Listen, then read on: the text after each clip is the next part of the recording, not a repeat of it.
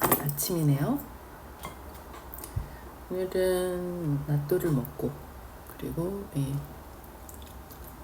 보리빵, 막걸리를 넣고 만든 보리빵을 먹고 계란 샐러드 해놓은 걸 좀 먹고 커피를 마시고.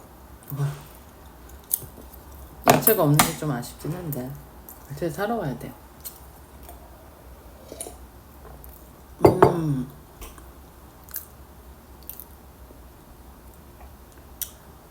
꽤 작년 이후로 많은 변화가 있었는데 이쪽으로 보면 그렇게 크지 않을 것 같아요. 그냥 집이 좀 더 깔끔해졌고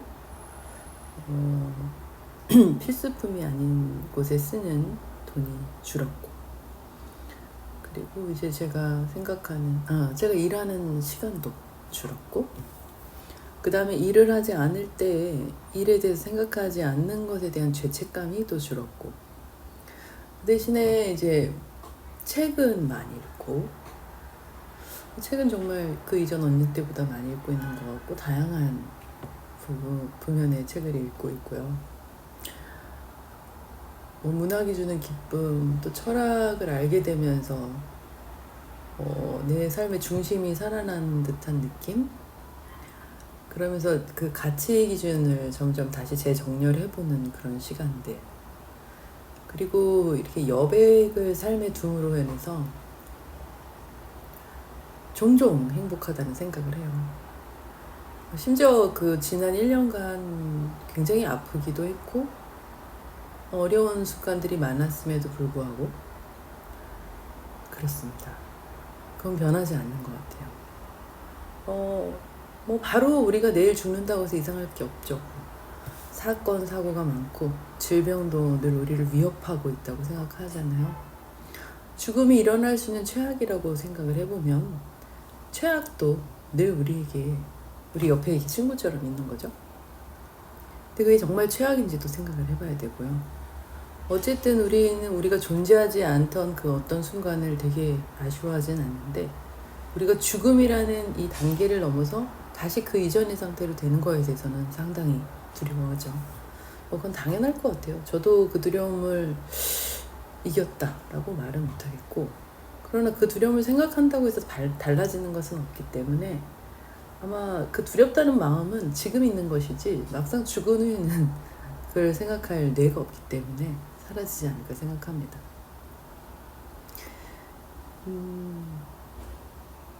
이게 제가 가장 크게 달라지는 계기는 미니멀 라이프를 실천하면서부터였는데 이걸 잠시 생각을 못했던 것 같아요. 단적으로 이제 제가 그때 제일 많이 그 돈을 썼던 분야는 옷 같은 거였거든요. 물론 그 외에도 전자제품이라든지 온갖 것을 사긴 했지만은 옷은 되게 정기적으로 샀던 것 같아요. 매달. 그리고 이제 제가 좋아하는 인터넷 쇼핑몰이 있어서 계속 막 라방을 하잖아요. 너무 예쁜 거예요. 저건 사야 돼요. 저 아이템은 지금 안 사면 없어요. 이렇게 생각했거든요. 그런데 놀랍게 다음 달이 되면, 아니면 그 달 말이 되면 다시 또 더 예쁜 게 나오는 거죠. 이건 어떡하지? 이건 꼭 사야 되는데. 그러다 보니까 지출의 규모가 점점 늘어났고요. 그리고 또 외모를 그렇게 단장하다 보니까 피부도 또 좋아야 돼. 화장품, 피부과, 또 머리도 해야 되겠죠. 또 헤어샵.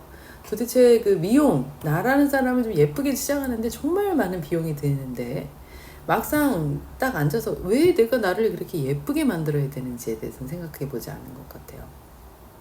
예쁘게 보고 싶은 건 본능일까요? 근데 예쁘다는 것은 어느 정도일까요? 근데 꼭 옷뿐이 아닌 것 같아요. 우리가 어떤 목표를 세우잖아요. 그러면 그 목표를 달성하면 이제 목표가 끝나야 되는데 그렇지 않아요. 되게 놀랍죠. 그래서 어느 날 제가 나 진짜 너무 돈도 없고 벌이도 시원찮고 이렇게 생각했을 때 문득 앉아 생각해보니까 내가 지금 살고 있는 집이 목표인 사람도 있겠는데, 아니면 내가 벌고 있는 그 돈이 목표인 사람도 있겠는데 라는 생각을 해봤어요. 그런 사람 있겠죠. 그러면 제가 그 사람이라고 하면 이미 목표 이룬 거잖아요. 근데 저에겐 또 다른 목표가 있다는 거죠. 그래서 또 생각해 봤어요. 제가 무언가를 늘 엄청 원하고 알아보고 하던 시기들이 늘 있거든요. 예를 들면 로봇 청소기를 좀 사야겠어. 너무 편리해 라고 생각하고 알아보기 시작했어요. 처음에는 뭐 한 4, 50만 원 정도라고 생각했는데 보니까 기능이 조금씩 추가되면서 너무 괜찮은 거예요. 이거 너무 귀찮을 것 같은데 걸레 빠는 거 이거 해결해 주는 게 있고, 집진 기능이 있고, 뭐 심지어는 뭐죠? 모든 걸 다 해주는, 물도 안 버려도 되게 연결시키는 것까지 있더라고요. 야, 이거 신세계겠다. 아예 청소 자체에 신경을 안 써도 되겠다라고 생각을 한 거예요. 그런데 그렇게 되면 이제 가격이 100만 원을 넘더라고요. 그러다가 그래, 걸레 내가 빨자. 걸레 빠는 거 재밌어. 그리고 먼지통도 내가 비우자. 뭐 그거 큰일 아니야 라고 생각하고요. 가장 간단한 거, 그것도 이제 아는 사람을 통해서 사은품을 받은 거를 뭐 한 15만 원 돈에 샀습니다.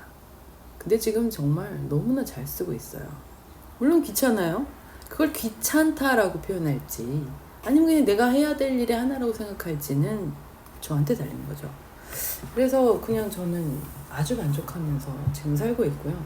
그러니까 불안하지가 않아요. 왜냐면 저게 또 고장나도 당근에 보면 아주 그 간단한 청소기들은 아주 많이 팔고 있더라고요. 그래서 그 정도 가격이면 내가 지불할 수 있어 라는 생각을 갖게 되는 거죠. 그러나 어찌됐든 로봇 청소기가 생기고 나면 또 다른 뭐 노트북이 필요하기도 하고, TV가 좀 오래됐네, 좀 좋은 TV를 바꾸고 싶기도 하고, 가구가 좀 낡았어, 가구를 바꾸고 싶기도 하겠죠. 늘 뭔가 새로운 게 나타나요. 물론 생필품은 늘 사야 해요. 그런데 생필품마저도 이래요. 세일한다, 물티슈가 세일하네, 지금 이미 10개 있지만 저거 떨어질 거야 하고 또 쟁여놓게 되는 거죠. 그러면 이제 쟁여놓을 공간이 필요합니다. 자, 이런 모든 것들이 하나가 아니잖아요. 그러다 보니까 집은 좁아지고 돈은 이미 많이 들어있고, 그렇다고 해서 그 다음 달에 들 돈이 적어지지도 않는데 이런 악순환이 계속되는 것 같았어요. 근데 여기에 미니멀리즘은 해법을 준 거죠. 한 가지 용도에는 한 가지 아이템으로 끝내자. 그리고 그것이 다 사용되기까지는 구매하지 말자. 이 사는 행동을 귀찮다고 생각하지 않는 거예요. 식품도 마찬가지죠. 엄청나게 많은 양을 저렴하게 사서 냉동실에 넣어버리면 나중에 그게 어디 있는지 몰라서 또 다른 거 사게 될걸요. 그리고 우리 입맛은 그죠? 같은 걸 계속 먹고 싶어 하지 않아요. 그러다 보니 이건 효율적이라고 생각해서 하지만 사실은 효율적이지 않은 게 많아요. 우리는 살면서 이제 여러 가지 중요한 결정을 하는데 그 결정을 하게 하는 요소는 우리의 가치관이에요. 근데 그 가치관이 어떻게 형성되었는가에 대해서는 사람들이 별로 생각하지 않는 것 같아요. 그게 앞으로의 나의 삶에 너무나 지대한 영향을 미치는데도 불구하고 가치관 생각을 하지 않아요. 예를 들면 이런 가치관이 있어요. 정말 열심히 미래를 위해서 일하는 건 괜찮아. 예를 들어 오늘 밥 먹을 시간이 없어서 뭐 이런 거 기억나세요? 무슨 화면에 보면 막 넥타이 풀어 헤치고 막 밤 12시까지 김밥 한 줄 막 뜯어 먹으면서 혹은 밥도 끼니도 걸으면서 막 일을 하는 거예요. 혹은 자기 가게를 열고 막 그냥 정말 새벽부터 밤 늦게까지 일을 하는 거예요. 그 사람은 어떻게 생각하죠? 야, 너무 근면해. 자기 삶을 위해서, 자기 미래를 위해서 지금 너무 열심히 노력을 하고 있어. 그런데 실제로는 어떤 일이 일어나냐면 그렇게 자기를 돌보지 않는 시간이 나 이거 한시적이라고 생각하겠죠? 만약에 내가 늙을 때까지 이렇게 살아야 된다고 하면 그 사람 그렇게 하지 않을 거예요. 보통은 어떻게 하냐면 깃발을 산에 딱 꽂고 나 저게 빨리 갈래예요.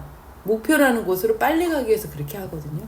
그래서 나는 빨리 끝나니까 지금 한 10년만 이렇게 할래, 아니면 뭐 1년만 이렇게 할래라고 생각하지만 실제로 인생을 살아가고 아니면 주변을 잘 관찰해 보세요. 그것이 정말 그렇게 1년, 10년으로 끝나나요? 그리고 이 깃발이 꽂은 산이 정말 맞는 산인가요? 혹은 영영 도달할 수 없는 목표인가요? 나의 노력 여하와 상관없이 사회가 막 꼬꾸라질 때도 있잖아요. 그럴 때 나는 어떻게 될까요? 그럼 이 밥도 못 먹고 김밥으로 때운 이 시간들은 과연 어떤 의미가 있는 걸까요? 사람들은 자기를 실현해줄 직업을 구해야 된다고 말하고 그걸 찾고 뭐 노력합니다. 근데 정말 직업에서 자기를 실현할 수 있나요? 그런 사람 많이 보셨어요? 심지어 내가 정말 원하던 분야에서 일을 갖고 숙련되어도 거기서 인정을 받아도, 예를 들어 내가 디자이너로 엄청나게 인정을 받아요. 그런데도 어떨까요? 정말 내가 원한 디자인을 할 기회가 정말 많을까요? 혹은 클라이언트의 기대에 부응해야 될까요? 클라이언트의 갑질에 제가 을이 될 수밖에 없을까요? 뭐 안 그런 분들은 소수 있겠지만 대부분의 경우는 네, 그런 상황이 됩니다.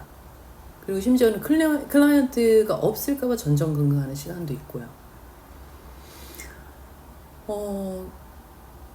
사실 전 세계를 봐도요, 이 먹고 사는 문제, 생계를 통해서 자기 실현까지 한다는 건 사실 정말 꿈인 것 같아요. 생계는 그냥 생계예요. 먹고 살기 위해서 하는 행동이죠. 그래서 여기서 중요한 건 그거 같아요. 내 능력치를 잘 알고, 내가 잘하는 걸 잘 알고, 정말 죽어도 하기 싫은 건 할 수 없겠죠. 어쨌든 적어도 내 적성이 좀 맞아야 되는데, 내 능력치를 알고 가장 효율적으로 돈을 벌 방법을 찾아야 돼요. 가장 효율적으로 돈을 벌었다면 이제 가장 효율적으로 돈을 쓸 방법도 찾아야 돼요. 이거 1대1이에요. 사람도 착각해요. 이 돈을 버는 방법에만 집중하지 돈을 쓰는 방법에는 별로 집중하지 않아요.